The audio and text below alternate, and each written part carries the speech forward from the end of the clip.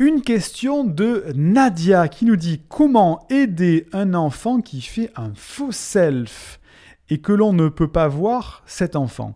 Comment faire comprendre à sa maîtresse, par exemple, ce qui se passe.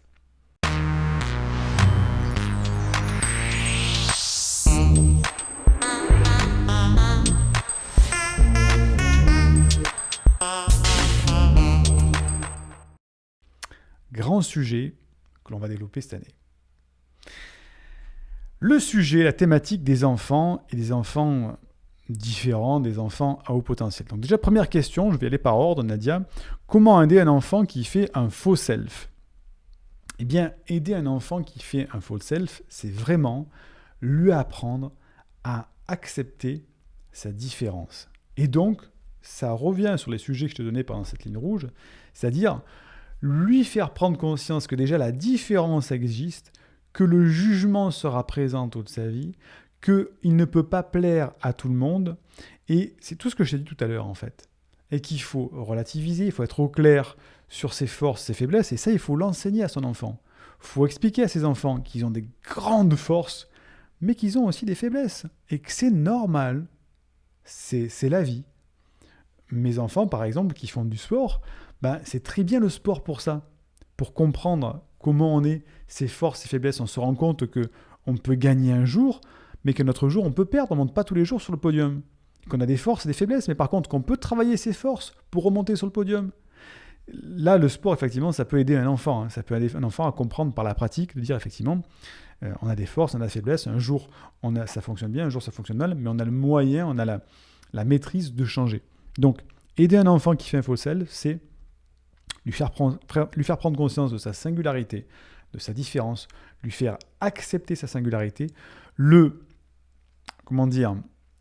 donner le moyen d'expliquer ça, d'exprimer ça aux autres lorsqu'il est attaqué, parce que c'est important qu'un enfant soit outillé pour qu'il sache comment répondre, parce que dans une cour d'école, c'est la jungle pour un enfant au potentiel. Une cour d'école, je le répète, c'est une jungle remplie de prédateurs pour un enfant au potentiel. Donc si on ne lui donne pas les moyens d'avoir un petit peu de rhétorique, d'expliquer en communication non violente, ça peut mal se passer. Donc lui faire prendre conscience que c'est normal, c'est tout à fait normal d'être comme ça, lui expliquer par quelques astuces comment répondre, par exemple, comment répondre à ses camarades de manière non violente, voilà, le principe de communication non violente. Donc je te renvoie, je ne vais pas faire un cours de communication non violente, mais je te renvoie vers le magnifique livre de la CNV que tu trouveras sur Amazon. Tu tapes communication non violente sur Amazon, le top des ventes, ça sera le premier livre, est très rempli de conseils par rapport à ça. Deuxième question, Nadia, tu me dis, et que l'on ne peut pas voir cet enfant. Alors si tu ne peux pas voir cet enfant, il n'y a pas de solution à ça. Je veux aider quelqu'un mais qui est dans l'autre pièce et je ne peux pas le voir. Là, Nadia, je suis désolé, on ne peut pas faire grand-chose. Alors, je ne sais pas si tu es en séparation, si cet enfant est gardé par son papa, que tu n'as pas le droit de visite, je ne sais pas ce qui se passe dans ton couple. Là, je ne peux pas aller plus loin par rapport à l'explication, mais si tu ne peux pas le voir, cet enfant, c'est compliqué. Ensuite, tu me dis comment faire comprendre à sa maîtresse, par exemple, ce qui se passe.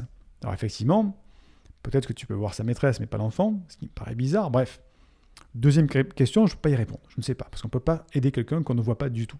Par contre, si tu me dis que tu peux voir sa maîtresse et lui expliquer quelque chose, ben oui, il faut expliquer à sa maîtresse, parce que les maîtresses sont censées avoir une formation de base pédagogique là-dedans par rapport aux enfants, à la différence des enfants, comment les repérer, etc. Mais c'est souvent très sommaire et parfois, ce n'est pas du tout acquis. Donc, il ne faut pas en vouloir aux maîtresses qui ne savent pas repérer un enfant, parce qu'il faut qu'elles repèrent les enfants qui sont dyslexiques, les enfants qui ont des problèmes avec leurs parents, des enfants qui sont peut-être surefficients, tout ça. Donc, les maîtresses, parfois, il y a beaucoup de formations et elles ont du mal. Ce n'est pas des spécialistes pour repérer ce type d'enfant qui construit un faux self. Par contre, il faut prévenir la maîtresse, dire effectivement, mon enfant, il ne faut jamais arriver en disant, mon enfant est surdoué, mon enfant est au potentiel. Parce que la maîtresse, elle va se braquer directement et dire attends, vous n'êtes pas psychologue. Voilà. Donc il faut dire, je pense que mon enfant a une singularité, je pense qu'il a une différence. Il a peut-être une hypersensibilité.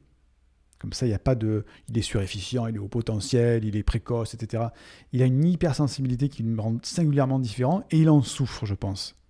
Donc, est-ce que vous pourriez mettre un petit peu d'attention sur lui de temps en temps, parce que j'ai l'impression qu'il est en train de construire une fausse personnalité pour se faire accepter par ses camarades. Et si dans votre pédagogie, vous pouvez de temps en temps voir si tout se passe bien, que ses camarades le prennent en compte pour ce qu'il est et que lui ne se transforme pas en ce qu'il n'est pas, ça serait vraiment génial parce que je pense qu'il va beaucoup mieux le vivre après et il va vous en remercier dans quelques années quand il reviendra vous apporter des bonbons et qu'il sera déjà peut-être en faculté.